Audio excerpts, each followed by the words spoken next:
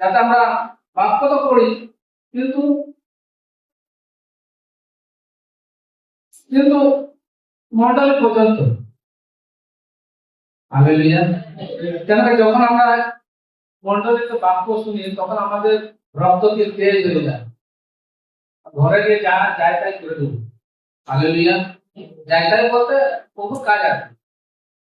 তো যখন আমরা মন্ডলী থেকে বাড়ি যাই তখনই কিন্তু আমরা প্রতারণা হয়ে যাই। হালেলুয়া। কেন কি সেই জায়গায় আমাদের কি করা, সেই বাক্য কিন্তু চুরি হয়ে যায়। হালেলুয়া। তো মন্ডলী আমরা শুনলাম বাক্য, না মাত্র আমাদের রক্ত কিন্তু এবারে গরম হয়ে যায়, গরম হয়ে যায়। তো অনেকে আমরা যারা আগে মদ যারা খেতাম, হালেলুয়া, তো মদ খাওয়ার পরে কি কম জানায়, হালেলুয়া। তো যারা মদ খায়নি তারা জানে বিষয়টা, যারা মদ খেয়েছিল তারা জানবে বিষয়টা।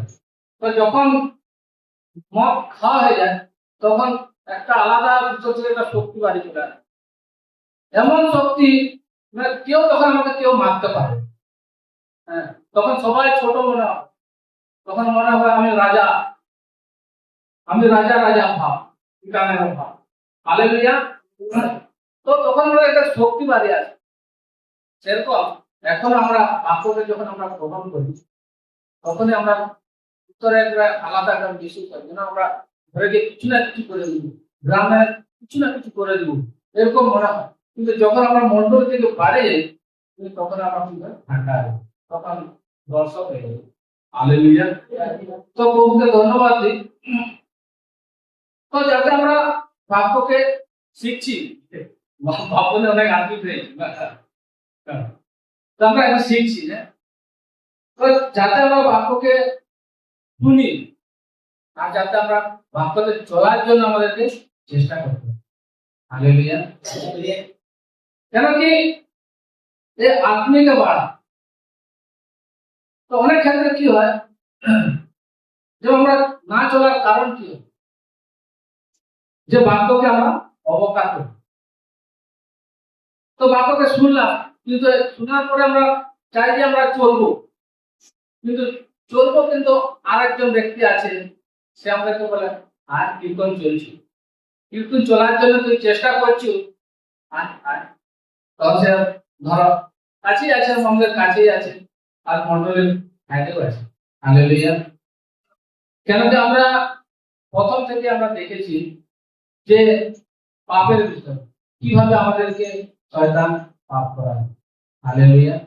কেন যে আমরা দেখেছি যে প্রথম আমাদের সৃষ্টিকর্তা কিন্তু প্রথম যখন আমাদের মানুষকে তৈরি করে, সে আদম হওয়াকে যখন প্রথম তৈরি করে, তো তারাই প্রথমে কি করলো, পাপ করলো।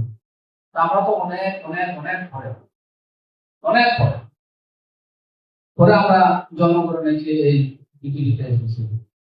তো প্রথম যে সৃষ্টি, যে আদম হওয়া, তারা কিন্তু প্রথমে পাপ করলো। কি করে পাপ করলো আমরা সবাই জানি। কেন কি সে ঈশ্বর থেকে তাদেরকে বলা হয়েছিল যে তোমরা আদমের সমস্ত ফলকে তোমরা খেতে পারবে, কেবল একটা ফলকে তোমরা খাবে না।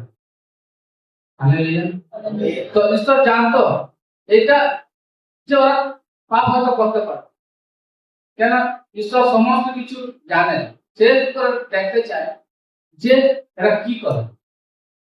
হালেলুয়া।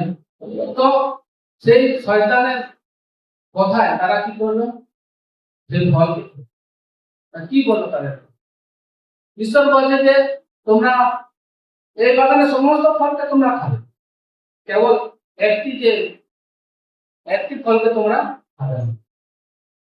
আর সেখানে শয়তান ঢুকে কি বলো, সমস্ত ফলকে তোমরা খাবে, আর যে ফলটা তোমাদের খেতে না বলেছে সে ফলকেও খাবে, তোমাদের কিছু হবে। আর ঈশ্বর বলেছে সে ফল খেলে তোমরা কি হবে, মরবে। আর ঈশ্বর আর শয়তান কি বলবে, তোমরা মরবে না। হালেলুয়া। তো সেই মৃত্যুর কথা যে বলা হয়েছে সে হচ্ছে আত্মিক মৃত্যু। হালেলুয়া। তো ঈশ্বর বলার পরেও যে তোমরা ওই ফলকে খাবে না, কিন্তু তাও আদম হাওয়াকে লোভের জন্য কি করলো? এই ফলকে খাওয়ার পরে কি হলো? তারা পাপে পড়ে। হালেলুয়া। সেই আত্মিক দিক দিয়ে তারা কি হলো? মরে গেল। হালেলুয়া। যাতে আমরা আত্মিক দিক দিয়ে যাতে বাড়ি, যে ঈশ্বরকে কেন কি আমরা যখন প্রভু যিশু সে কি বলছে? যিশু আমাদের জন্য কি মরেছেন? সে কি বলছে? যে তোমরা আমাকে বিশ্বাস করো তাহলে তোমাদের পাপ ক্ষমা করা যাবে। হালেলুয়া। সে কি বলছে? যে আমাকে তোমরা পাপ করতেই থাকো, যদি তোমাদের পাপকে আমি ক্ষমা করতেই থাকবো। সে কি এটা বলেছে? যে আগে তোমরা পাপ করেছিলে, এখনো তোমরা পাপ করো, এরপরেও তোমরা পাপ করো, তোমাদের ক্ষমা করা যাবে। সে কথা কি বলেছে? আর সে তো যদি বলতো তাহলে এখানে কি আমরা কয়জন আছি? তখন একটা লোক ধরাই দেবে, তোমরা সব পাপ করো, পাপ করো, পাপ করো, তোমাদেরকে ক্ষমা করে দেবো, ক্ষমা করে দেবো, আর সবাই সঙ্গে রাজ্যে যাবো একসঙ্গে। হালেলুয়া। বলেন কি বলেছে? যে বলেছে এখন থেকে আর তোমরা পাপ করো না। হালেলুয়া। তো যাতে আমরা আত্মিক দিক দিয়ে সেই বাক্যকে যাতে আমরা শুনি তো বটেই, কিন্তু আমরা সেই বাক্যকে চলতে পারি না, কারণ আমরা সে ধ্যান ঈশ্বরের দিকে লাগাতে পারি না। যদি আমরা ধ্যানকে যদি লাগাই তবে কিন্তু আমরা আত্মিক বাড়তে পারি। কেন যে আমরা বাধা হয়েছি কিন্তু সংসারে, বাধা হয়েছে কিন্তু আমরা সংসারে। যখন আমরা আসছি তো এখন প্রভুকে ধন্যবাদ দিচ্ছি, ধন্যবাদ দিচ্ছি, ধন্যবাদ দিচ্ছি, কিন্তু যখন আমরা নিজের আবার ঘুরে ফিরে যাব তখন আবার সেই কাজ কাজ কাজ, এত কাজ এত কাজ, টাকার কিন্তু সময় আমরা। তো প্রভু আমাদেরকে কিন্তু সংসার থেকে কিন্তু আলাদা করতে চায়নি, সংসারকে আমাদের রাখছে, সংসারের মধ্যে থেকে আমাকে ডাকছে। তাহলে কিভাবে আমাদেরকে ডাকতে হবে? আমাদেরকে জানতে হবে। যদি আমরা সংসার থেকে যদি প্রভুকে ডাকতে হয় তাহলে সমস্ত কিছু আগে তাকে কিন্তু আমাদের রাখতে হবে।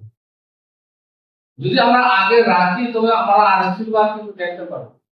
যদি আমরা ভুলে যাই, যদি আমরা কাজ করার আগে যদি তাকে না রাখি তখন কিন্তু আমরা আশীর্বাদ দিয়ে কিন্তু তখন আমরা বঞ্চিত। তো যাতে প্রভু এটাই চায় যাতে আমরা আত্মিক দিতে পারি, তার বাক্য দিতে পারি, যাতে আমরা যখন আমরা পারবো তবে আমরা ঈশ্বর থেকে আমরা আশীর্বাদকে পাবো। হালেলুয়া। সত্য সত্য আমি তোমাদেরকে বলিতেছি, যে ব্যক্তি আমার বাক্য শুনে, আমরা বাক্যটা শুনেছি কিন্তু পারছি না, তো যিনি আমাকে পাঠাইয়াছেন, তাহলে প্রভু যিশুকে কে পাঠিয়েছে? ঈশ্বর পিতা ঈশ্বর। তাহাকে বিশ্বাস করে, তাহাকে বিশ্বাস করে সে অনন্ত জীবন পায়। তো আমরা অনন্ত জীবন পথে তো আমরা চলার জন্য রেডি হয়ে গেছি, যেহেতু আমরা বিশ্বাস করছি অনন্ত জীবন প্রাপ্ত হয় এবং বিচারে আনিত হইব। হালেলুয়া। যদি আমরা অনন্ত জীবন পথ আমাদের জন্য রেডি হয়ে আছে, তাহলে এখানে বলছে বিচারে আনিত হইব না। যদি আমরা সঠিক ঈশ্বরের পথে চলি কিন্তু আমাদের বিচার হবে না, কিন্তু যদি আমরা প্রভুকে গ্রহণ করেও যদি আমরা এখনো খারাপ কাজের মধ্যে যদি লিপ্ত থাকি কিন্তু আবার বিচার কিন্তু চলে আসবে। হালেলুয়া। কিন্তু সে মৃত্যু হইতে জীবন পার করে যায়, তো সেই মৃত্যুকে পার করতে হবে। তো সেই মৃত্যুকে পার করার জন্য আমাদের যতক্ষণ আমরা আত্মিক ভাবে পারবো না, এই বাক্যকে আমরা গ্রহণ করবো না, বাক্যর অনুসার যদি চলি তবে আমরা সেই মৃত্যুকে কিন্তু পার করতে পারবো। হালেলুয়া। তবে আমরা অনন্ত জীবনের পথ আমরা যেতে পারি। আর যদি আমরা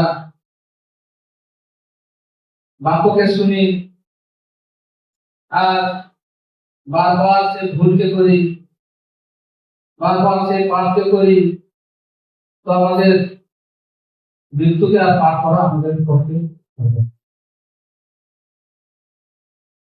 তো আমাদেরকে একটু সিরিয়াস হতে হবে।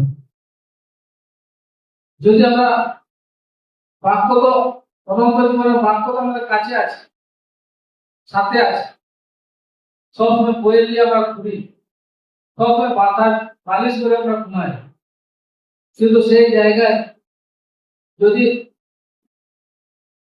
অনন্ত জীবন যদি আমরা না যেতে পারি, তা সে কি কষ্টকর।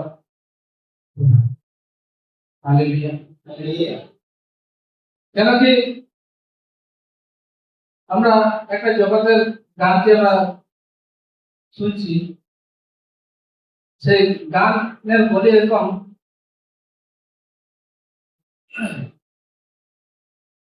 এ মন তুই ভজন কর। কেন কি যদি আমরা ভজন, এই মনকে যদি আমরা সেভাবে না তৈরি করি ঈশ্বরের জন্য, তো একদিন এই খাঁচা থেকে পাখি যখন বাড়িয়ে যাবে, তখন আমরা কিন্তু হাত নেব। হালেলুয়া। তো আমাদের টাইমটা কিন্তু এখনই, এখনই যে আমাদের টাইমটা আছে, যতক্ষণ এই খাঁচার মধ্যে যে পাখিটা আছে, যে আত্মাটা আছে, এই আত্মাটা যতক্ষণ আছে এই খাঁচায়, ততক্ষণ আমাদের কি করতে হবে? ঈশ্বরের আরাধনা করতে হবে, প্রশংসা করতে হবে। তো যখন আমাদের এই শরীর থেকে যে পাখিটা আত্মাটা যখন বাড়িয়ে যাবে, তখন আমরা যতই মানে ছটকায়, হাত রগড়ায়, মাথা ঠকায়, কিন্তু তখন আমাদের কোনো কথা আসবে না। তো সেই জন্য আমাদের এই সুযোগটা আছে, যাতে আমরা সর্বদা ঈশ্বর প্রশংসা করতে পারি। কেন কি আমরা বাক্যে শুনেছি যে